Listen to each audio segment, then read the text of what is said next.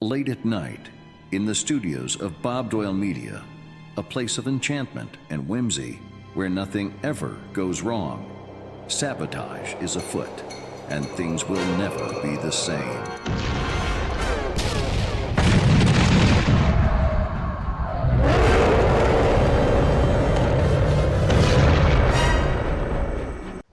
Gee, it looks like they're really having some problems down there at Bob Doyle Media. Hey, did you hear what's going on at Bob Doyle Media? They're trashing the place, totally trashing it. Lydia, I promise it wasn't me. It was just some guy who looked like me. It's a case of mistaken identity. Today on Bob Doyle Media, the updated features of Dzine.AI. Stay tuned. Welcome back to the channel where we discuss the creative uses of AI, and as more and more of these AI platforms are understanding what people want, they're adding new features so that they can offer the most integrated tool set imaginable. And I know that there are a lot of services out there, but you know what? Everybody gets their chance to play, and you as the end user get to choose which set of tools fits your professional need, and they won't all fit your needs. My role here is just to show you what's out there, and then you can assess for yourself whether or not it's a good deal for you. Today we're talking about Dzine, and Dzine used to be called Stylar, and that's when I first heard about it, and its strength was stylizing photographs, but now it does so much more, and we're going to get into some of those exciting things. And I shared one of their new features at the beginning of this video because now they are doing image to video, and it's pretty high quality. So we're going to walk you through the basics of how Dzine works and how it's all laid out, why I think it is so cool, and preview their upcoming consistent character feature, which is under development, so that you can have consistent characters throughout all of your imagery, which is of course what everybody wants. Just so we deal with it up front, they've got pricing plans from free all the way up to $60 a month, depending on how much you need to generate, and that is completely up to you. And depending on when you're seeing this, they've got a 40% off sale going. You just put in thankful at checkout, so click there to learn more. The most important things to understand about Dzine, which it took me a minute to figure out, is it's project based. You're going to be dealing with a canvas, and a lot of these platforms have canvases where you just add image after image after image, and it's great for something like storyboarding, comparing images, joining them together. There's absolutely a place for that kind of canvas, but Dzine should be thought of more like Photoshop. If you've worked with that, you're creating one project just as you work on one image at a time in Photoshop in terms of an open file. Same thing is true here. You're going to be working on one image, but you've got so much you can do with the power of AI on that image that you can't do with something like Photoshop. And we've got layers like Photoshop too. So I'm excited to show you all of this stuff and hopefully not overwhelm you. My goal is always just to get your creative juices flowing and go, I didn't know I could do that. I'm going to go play with it. Now, once you create your account, whatever it is, you're going to have access to creating new projects and all of your other projects, and direct access to all of these AI tools like image to image, text to image, and so on. But we're going to be going through all of those in a more natural way as we go through this. You'll see that you can create your own styles. We're going to be doing that in two different ways, and quick access to some processes that you might access on an ongoing basis depending on what your profession is and how you use a tool like this. But ultimately, no matter which of these you choose, you're going to be digging into a canvas with some presets, and that's what we're going to be doing right now. At Dzine's core, and what it was known for when it was Stylar, was putting styles onto images in a really easy way with lots and lots of flexibility. And you can still do that just by clicking on New Project, and when it prompts you for a particular size, if you want to add a style to an existing image, you'll just cancel out of this because the image that you drag on will determine the dimensions of the canvas. I'll just drag in this picture of me and Tracy from a few years ago, and now the canvas is just automatically set to that. You'll see if I move this over, that checkerboard signifies where the canvas is. So we'll put that back, and if I just want to change the style on this, I can just click on image to image, and now we have access, when we click up here, to a whole library of styles, and you can get to them in a more segmented way by doing it this way. So if I wanted to, for example, convert our picture into a colorful felt style, I'll just choose that. The style intensity is how much of that style, that colorful felt, is going to be applied to this image. For this example, I'm going to pop it up to at least the strong level. The structural match determines how closely the image that is created maintains the composition of this one. I want me and Tracy to be in the exact same position, or at least very, very close. When the stylization is done, I would move this over to the top range. I don't need it to be quite strict. I like it to have a little bit of creative flexibility. I don't care about the color match, but I do care about face match. If you have that selected, it will identify and maintain the look of those faces no matter what it's doing around it. In this case, we've only got 2 faces, so we're good to go. We have the high quality option. Why would we not use it? Under advanced, we have negative prompt and seed options. I'm not going to deal with that right now either. And without a prompt up here, I'm going to click on generate. You can track the progress of the results right over here, and you'll see that it is going to give you 4 variations to choose from. And now we've got these variations of that picture in a felt style. That looks really good. If I like any of these and decide that this is what I want to work on for the rest of the project, or at least have it accessible to me in a layer in my project, I can double click it and now it will go on the canvas. Now, if we go to the layer section, we'll see that we have our original right down here with the non-affected one, and above that is the one that we just created. We can turn that on and off to expose the one behind it, and then we can just keep adding layers on top of it. Now, we'll do more of that as we go along. Right now, I just wanted to show you the basic functionality of just taking an image and converting it into a different style. And we're going to be doing plenty of that. Let's go back home, create another project. In this case, I'll just do a square. And here I'll show you the asset library. When I created my account, all of these were already in here. I can take them out and replace them with just what I want. If I have logos or pictures that I know I'm going to access on a regular basis, I might want to upload them to my assets, and then that way I can access them quickly from wherever I am in the program. But this is a great opportunity to show you another example of how design can be used with turning sketches of images into something amazing to look at. So let's just double click that. You'll see that it doesn't quite fill the canvas, but I'm just going to resize it so it does, because we're really just using this as a guide. Now we're going to go back over to the image to image category, and this time, instead of just going without a prompt, I want to put a prompt in here to help guide it even more. I could add colors or whatever, but if I don't know anything about prompting and I just want this to be easy, I can click on auto prompt here. The AI will look at the image and do its best to determine what it is and give you a prompt to begin with. So the image features a sleek, futuristic electric car with a streamlined design and large aerodynamic wheels. And it goes on. And if I wanted to add or change any of these details, I could do that right here in the prompt. So now let's choose a style. We can choose realistic things. We can go illustrative. Glass world seems interesting for a car. I'm going to leave the style intensity right about where it is. The structural match, I want it to stay here, at least for this render. There is no color to match. There's no face to match. And yes, we want high quality. Let's generate. Okay, so here are some of the previews of this with that glass style. Super cool. But what we really want to do is create from nothing except our imagination using text to image. Now, this text to image is not new, is it? You've probably been playing with it for a while, but it's nice to have it all built in here with the flexibility of the layers and your ability to create your own custom styles, which we're going to do in just a minute. Let's get started so you can see what I'm talking about. I'm going to create a new project. I like to work in the cinematic mode, so I'm going to go 16 by 9 and I'm going to click apply. So now I have this nice clear canvas to work on. I'm going to click on text to image and I'm going to first create a prompt. A deranged man is sitting on a subway holding a chocolate milkshake. Start with that as the prompt, and then for the style, wow, we could just do anything we wanted to. We've got all these realistic styles. We have flux, which I'm probably going to use just to begin with because it's a great starting point for realism, but then we'll play with some of these other. So let's start with flux. A deranged man is sitting on a subway holding a chocolate milkshake, and now we've got 2 variations coming up over here. There's one guy and there's the other guy. This guy or this guy? This guy or this guy? I think I like this one, but before I commit, I want to give this guy a chance to do a couple of other poses or some variations. So I'm just going to scroll down here and click on the number 2, which will create variations of this one here, and see if I like one of those better before I commit to what I drag onto the canvas. So here's a variation, here's a variation. It really just kind of changed the dude's face. We'll go with this one. I'm going to double click it, and now it is on the canvas. If we go to layers, you'll see it is the only thing on the canvas. We started with a brand new project. We used text to image to create our initial base image, and now we can work from this one. But let's start with playing with a few styles. Here's the really cool thing that once I got this, I was like, oh, this is so good.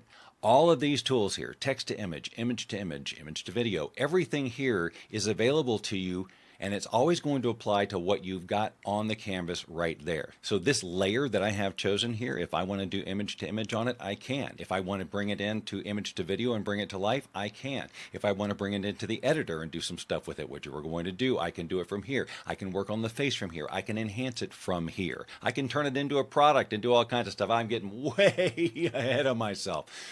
Let's go back here. We're going to go to image, and we're going to play with a few styles here. As I showed you, they have lots of styles included, just a wide range of things to play with. You could lose yourself in it. How do I know this? Because I have, my friends. Or you can use styles that you create yourself. So let's click on My Styles up here, and you'll see that I've got 4 quick styles that I've done that are just based on a single image, and then I've done a pro style, which is more trained on images. I'm going to show you an example of all of them. To create a quick style, you just need an image. You just click on this, and now I can drag an image that has a particular style to it, like this, the surf coming in, or these aliens, or this old-timey painting. Let's do that one. We'll drag it in here, and now it shows up here as quick style. And let's just retype that prompt: man on a subway holding a chocolate shake. We'll move the style intensity all the way up because we want the full power of it, and the structure match all the way up because we want to apply the style to the entire image just as it is, and we will click generate. Here's a better look at the image that drove the style transfer, and then here are the results. We've got that old-timey sort of Norman Rockwell feel, and the man's in the same position still holding a chocolate shake. Let me show you how to create a pro style and what you can do with that. Instead of using one image, the pro style uses a collection of images for a bit more of a deeper dive into the style itself. I created a pro style from Salvador Dali paintings, and now I'll show you how I did that. You just click on pro style, you give the style a name. In my case, I called it Dali. Then I went out and found 10 images of Dali paintings that had the style that I wanted to be able to utilize in my prompts. Just select them all, drag them in, and click train. When I did that, I was told it was roughly 22 minutes for the training to happen, and when it was done, it showed up here. So let's use it. I'm going to take this opportunity to show you 2 ways to approach this style transfer. You can use it with a prompt or without a prompt. Obviously, without a prompt, it's just using the image that you give it to help guide what it does. But with a prompt, especially with a style like Salvador Dali, which has very specific looks and feels and different ways you would describe the images in a sort of surreal way, you can benefit, especially from an image to image where you want it exact, by putting a more precise prompt. So let's start with making a way more precise prompt than man on a subway holding a chocolate shake. And this is a more complicated prompt based on the style of Salvador Dali and what's in here. This is just something you can do if you want to take these kind of results to the next level, and maybe you don't get what you want by just the image alone, which we're going to look at in just a second. Let's move the style intensity all the way up. Let's give the structure match a little bit of a leeway and click generate and see what we get with this prompt. So check these out. Very Dali. We're keeping the same structure. The prompt definitely helps us. I'm going to prove it to you by taking out the prompt and just going back to man in a subway holding a chocolate milkshake. Let's just take the structure match all the way down and basically say, forget what you see here, and generate that and see what it comes up with. Okay, these are closer to what I'm talking about. This right here. Yes, I like that, right? I think this is my favorite. If I was going to keep one and work with it, I would choose this one.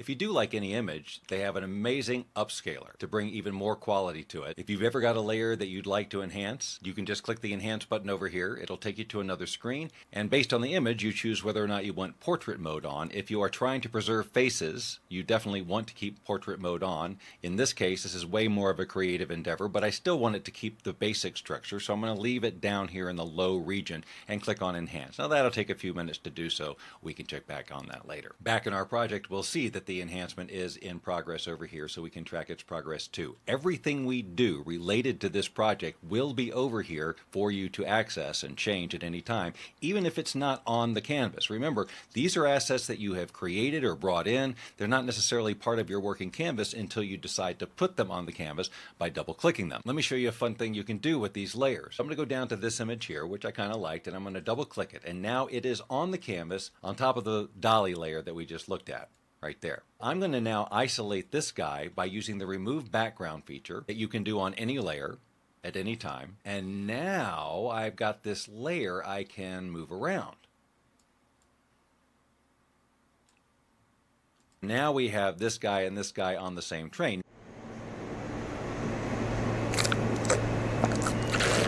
Now, that's not necessarily the most expert blend. It's 2 different styles and they're on top of each other. But remember, anything that we see here on the canvas, we can apply any of this to, which means we could run an image to image on this and apply another layer of style or just a very subtle style just to kind of blend these in a little bit more. And this is really the power of these layers here. So let's do that real quick. We'll go image to image, and I'm going to adjust this prompt a little bit. Man sitting on the subway holding a chocolate milkshake across from another man holding a, I won't worry about it being chocolate, a milkshake, Let's put another layer of styling on this, but we'll do it really, really gently. I do want to maintain the structural match very, very strongly, but I'm going to take the style intensity of this hyperbolic portrait style, which is kind of like a caricature. I'm going to take it way, way down because I don't really want it to be too crazy. Let's click on Generate. Our enhancement's done, by the way, so we can go check it out by clicking on Enhance and then go back and forth and see what it did. Now, in this case, I think the enhancement took away too much of the DALL-E of it, but you can see where it did sharpen things up if you look over here in the details of the city. It does a fantastic job with more photographic images. And then when you go back to the project, it is available for you if you want to bring it in as a layer in its enhanced form. Okay, let's change this pretty significantly. I mean, we've got 4 very different versions, but you'll see that it does kind of maintain that weird dolly style. We got that hand up in the air like that, stirring that milkshake in a couple of them.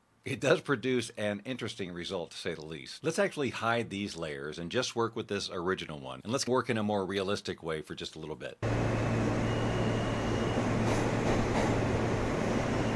We're going to come back to this image to video feature after we get finished creating whatever image we're going to create here. Let's check out the AI editor. Now, this suite of tools is where a lot of power lies. This gives you the ability to add elements that aren't there, to insert real world objects, remove objects that you don't want, and expand the image overall. So let's go through these one by one. So local edit is inpainting. So let's inpaint something. How about we go back to 2020? We'll put a face mask on this guy. We're going to be very careful to trace all around his face where we want the outline of the mask to be, right? And we'll say blue stripe face mask. We'll just leave the control method to prompt and generate. And there you go, several varieties of blue striped face masks. Let's look at insert object. That's a little different from edit because we're talking about being able to place a very specific object. Like if you have a product that you're selling or a shirt you're selling and it has a certain look, let's create an object that will then put in the image. So we'll just use text to image to create an image on the layer, which we'll then bring into this layer here. So how about like a squirming Gila monster, black and yellow stripes. So he's not just any Gila monster. We'll click generate. These are great Gila monsters, but I want to see the full thing and not quite so much depth of field. A black and yellow striped Gila monster on a stick, and we'll generate that. Okay, so we have 2 amazing distinctive creatures. I'll choose this one. I'm just going to place it on the canvas here. I'm going to go over to my layers real quick, and I'm going to turn off everything behind the Gila monster.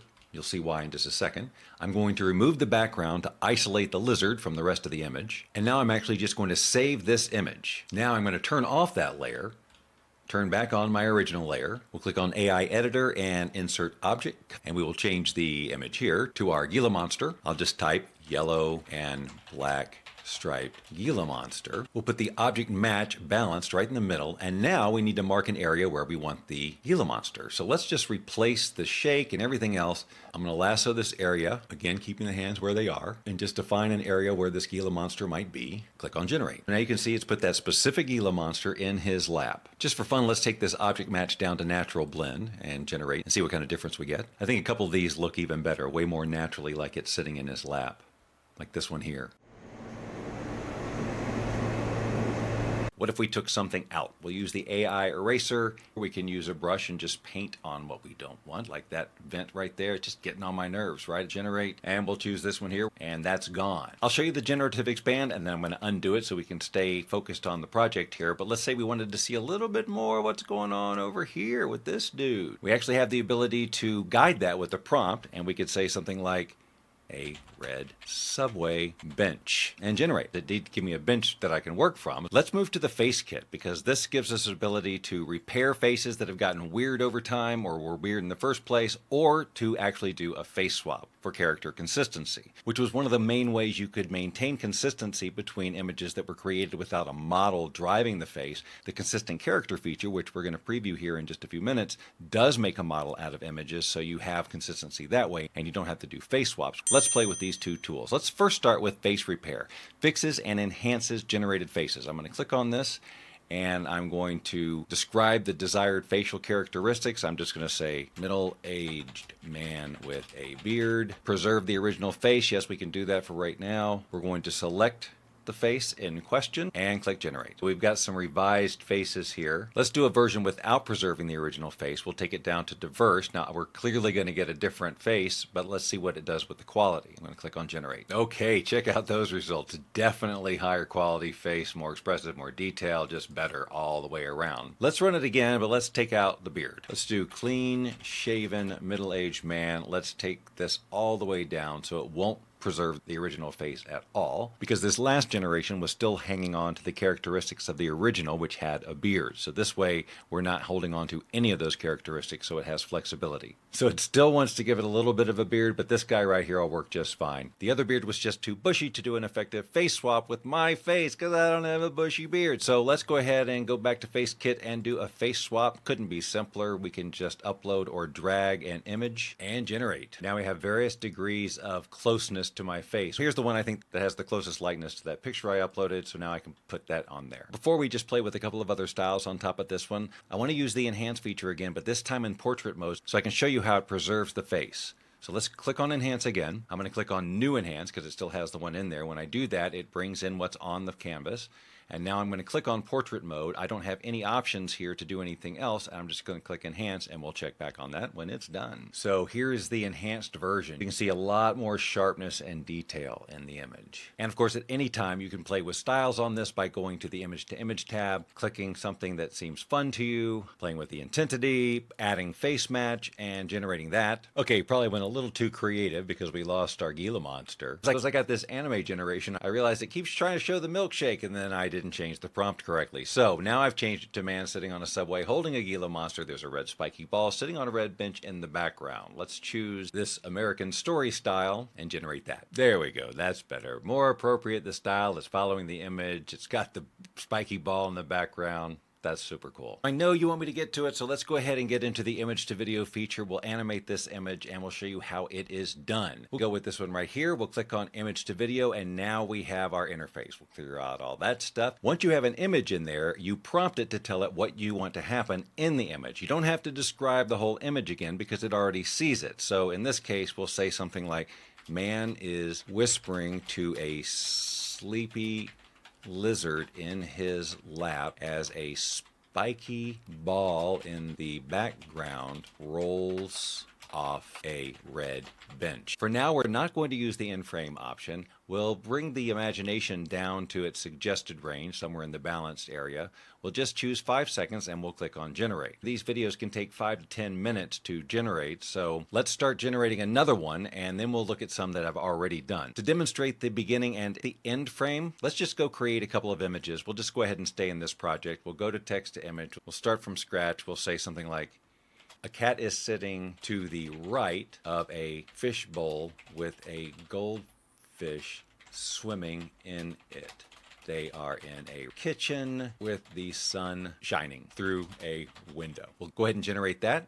Get a starting image, and we'll start generating the second image, which is putting the cat on the left of a fishbowl with a goldfish swimming in it, just to see if we can maintain a similar style and get what we're looking for. Awesome. So this is exactly what we want. I'm going to download this image. I'm going to download this one, go back, and we will start with a new image. We're going to drag that first image of the cat in when the cat is on the right, and we're going to drag in as the end frame the image of the cat on the left. We'll say a cat walks around fishbowl as the fish swims nervously. We'll leave this slider right in the middle again. When you're using start and end frames, you only have the 5-second option. Otherwise, you have a 10-second option. And so when this one is done generating, I can go ahead and start this second one. So this just finished, so I'm going to go ahead and click generate. And now we'll check this one out. So the man is whispering to the Gila monster. The red ball is doing some crazy stuff back there. So you see the movement through the window and the man whispering to the Gila monster, who is behaving himself quite nicely while mayhem is happening here in the background.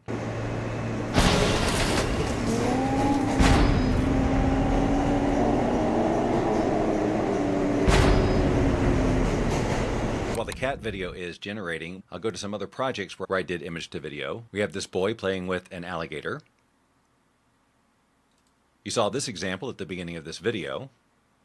This was just a single image that was a 10-second clip, which actually rendered sort of backwards. So when I played it at the beginning of this video, I just reversed it so it made sense that he was talking to her and then she walked away. Sometimes when you do these 10-second videos, you're giving it a lot of time to get weird. So often you'll find that the 5-second videos are a little bit more accurate and stay more consistent. Here's another one just based off an image with the prompt to add the rain as he was looking out the window, cuddling the cat.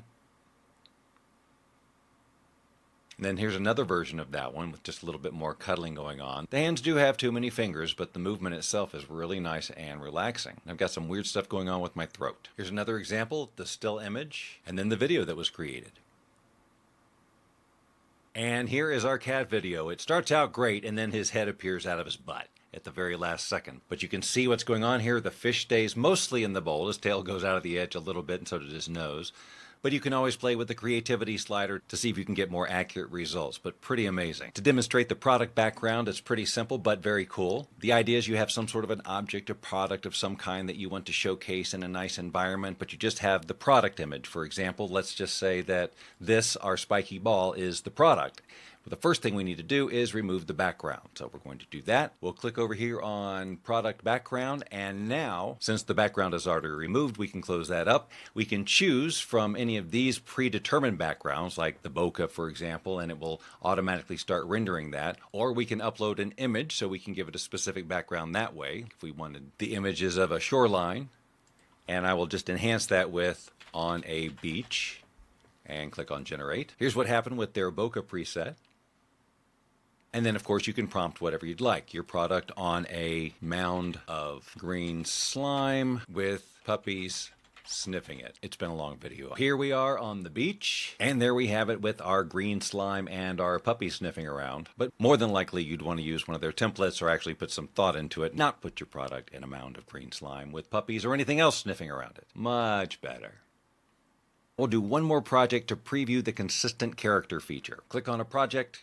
Go ahead and click on 16:9 and get that canvas going, and then click on consistent character. The idea of consistent character is it's a character that you can reference in all of your images that will look the same every time you use it right here. They have some predetermined ones, and I've got a couple that I've already done, Bob and my assistant Presley. So if you want to have Lip Boy doing other things, you just modify the prompt, but he's always going to look the same. So Lip, chubby, curly-haired kid, green cap, yellow hoodie. Let's change it to a blue cap, red hoodie, white shorts, and yellow kicks. The heck are kicks? We'll just keep red hoodie and white shorts building a sandcastle or shopping at the grocery store. So here he is, blue cap, red hoodie, white shorts, building a sandcastle at the beach. He looks exactly the same. And here's the same exact character walking through the grocery store, wearing the exact same clothes. Now, the shoes changed color, but I didn't specify shoe color, so he has the right to do that. But he is wearing his red hoodie and his white shorts and his blue cap. So this time, let's use my model. It defaults to Bob, middle-aged, male with gray hair, specs, and a beard characterized by mature, wise, and slightly rugged appearance. I promise I didn't write that. The AI did that. Is building a sand castle, generate, and is shopping in the grocery store. Now, there are no strength sliders or anything like that. I can't make the impact of my character stronger or weaker. It is what it is. Here I am at the sandcastle, same guy building sandcastles. I didn't specify anything about shirts and stuff on this guy. We just want to make sure it's the same guy.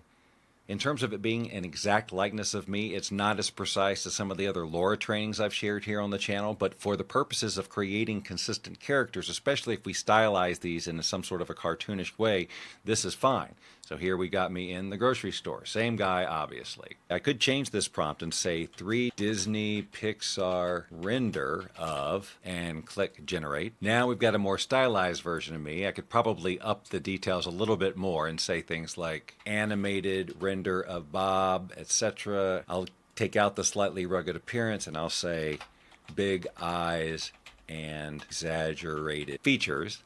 But of course, I really don't have to do any of this because I can take any of these images and run them through the stylization process at any time. For example, I could just bring this guy in, go to image, choose my style, tune face, bring the style intensity down a little bit, structural match will bring up, face match we definitely want on, click on generate. Now here's the result from our text prompt where I said wide eyes and exaggerated features. Did a great job, totally what I love it. And here's the results from using that tune style. So it's inherently a different look than Disney Pixar, which I said before, and if I like any of these, then I bring them in and run them through enhancement. So how are these things built? When you click on consistent character and you click here, you have the option of adding a new character, and it's simply a matter of dragging and dropping 1 to 30 images of the character that you'd like to create a model of. And while we won't wait for this particular model to be built, you've seen examples of how it works. In this case, I've got 20 images. I'm going to drag them right here, let them all upload. I have, as always, a variety of styles and lightings and things like that, so there's some variety in the image and you have flexibility. Give it a name, Tracy, and then you click on train and wait for the process to finish. When that's done, like I did with Presley, she'll be available from the drop-down menu and a default prompt will be there, and then you can start prompting. Is building a sand castle, is shopping in the grocery store. And there's Presley building a sandcastle, and she's got a friend with her here.